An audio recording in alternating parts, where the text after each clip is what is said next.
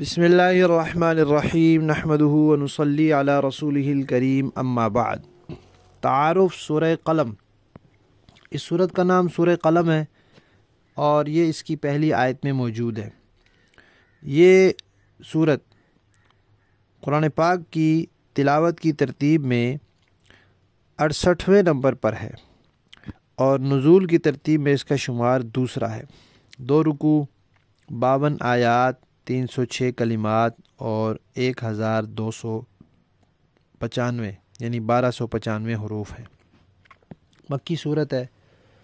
بعض حضرات کا کہنا یہ ہے کہ کچھ حصہ اس کا وہ مدنی زندگی میں نازل ہوا ہے، یعنی ہجرت کے بعد نازل ہوا ہے۔ اس سے جو پچھلی صورت ہے اس میں یہ بتایا تھا کہ نبی پاک صلی اللہ علیہ وسلم نذیر ہیں، ڈر سنانے والے ہیں۔ تو پھر لوگوں نے کہنا شروع کیا جی کہ یہ جس طرح کی باتیں یہ کر رہے ہیں یہ تو مجنونوں والی باتیں ہیں، دیوانوں والی باتیں۔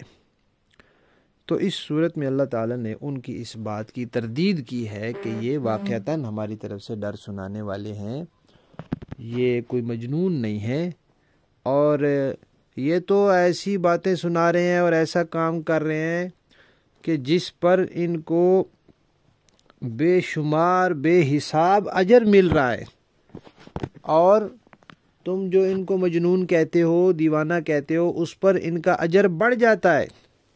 اور نبی پاک صلی اللہ علیہ وسلم کو یہ نصیحت کی ہے کہ آپ ان کی باتوں سے پریشان نہ ہوں، آپ اپنے کام میں لگے رہیں، ان سے ہم خود نمٹ لیں گے۔ اب یہ جو سورت کا نام ہے قلم، تو قلم سے کون سا قلم مراد ہے؟ تو اس میں بہت سی آراء ہیں۔ ایک رائے یہ ہے کہ تقدیر لکھنے والا قلم مراد ہے۔ ایک روایت میں ہے کہ اللہ تعالیٰ نے سب سے پہلے قلم پیدا کیا، پھر اسے کہا لکھ، تو اس نے لکھنا شروع کیا، تو جو کچھ ہونا تھا ابد تک، ہمیشہ تک جو کچھ ہونا ہے وہ سب کچھ اس نے لکھ دیا، سب کچھ اس نے لکھ دیا۔ تو وہ تقدیر لکھنے والا قلم مراد ہے۔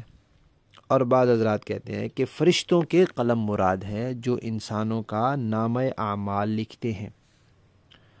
اور یہ بھی ہو سکتا ہے کہ اوپر والے جہان، ملأ اعلیٰ جسے کہتے ہیں، وہاں کے قلم مراد ہوں جو اللہ تعالیٰ کے معاملات کو لکھتے ہیں، جو بھی اللہ تعالیٰ فرماتے ہیں۔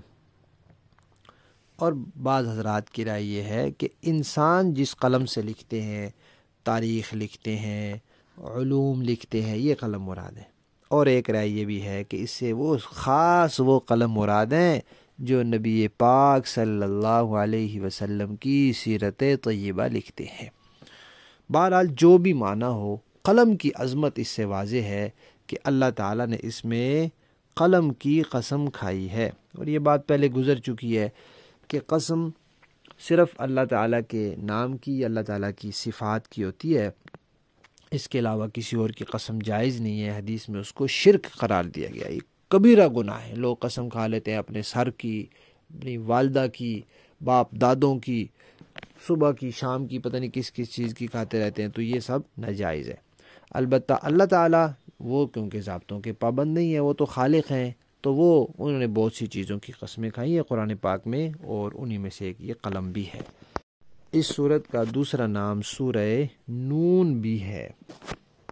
تو سورت چونکہ مکی ہے، اسی لیے اس میں توحید کا تذکرہ ہے، رسالت کا ہے، قیامت کا ہے، پھر مشرکین نے جو اعتراضات کیے تھے ان کے جوابات ہیں، اور نبی پاک صلی اللہ علیہ وسلم کو صبر اور استقامت کی تلقین ہے۔ پھر مکہ میں ایک مشرک تھا بڑا بدنام، اس کا نام تو نہیں لیا لیکن اس کی خرابیاں ایسے بیان کی ہیں کہ قرآن پاک میں ایسی کسی کی نہیں کی، اور سخت عذاب کی وعید اسے سنائی ہے، اور نبی پاک صلی اللہ علیہ وسلم سے کہا گیا ہے کہ آپ اسے منہ موڑ لیں۔ اور اس صورت میں ایک باغ والوں کا قصہ بیان کیا گیا ہے جسے اللہ نے تباہ کر دیا تھا۔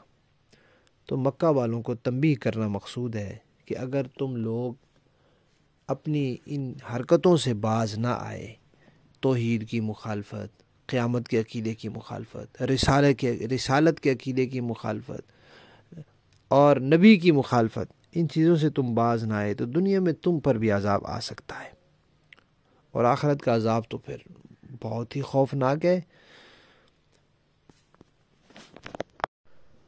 اور جہاں نبی پاک صلی اللہ علیہ وسلم کو تسلی دی ہے اس میں یہ بات بھی فرمائی ہے کہ یہ آپ کو طعنے دیتے ہیں، آپ کی طرف بری بری نگاہوں سے دیکھتے ہیں، آپ کے برے برے نام رکھتے ہیں، تو کوئی بات نہیں، آپ پریشان نہ ہو، ہم انشاءاللہ ان سے نمٹ لیں گے۔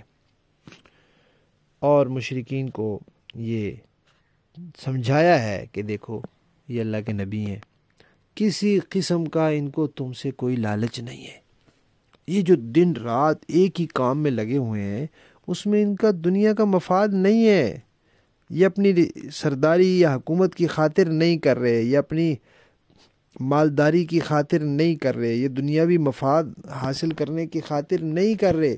تو سوچو نا ذرا، ایک آدمی دن رات ایک ہی کام میں لگا ہوا ہے اور اس کو دنیاوی فائدہ کوئی نہیں ہے، تو پھر وہ کتنا مخلص ہے اپنے کام کے ساتھ، اور وہ تمہارے فائدے کے لیے لگے ہوئے ہیں، اللہ کے حکم سے لگے ہوئے ہیں، تمہارے فائدے کے لیے لگے ہوئے ہیں۔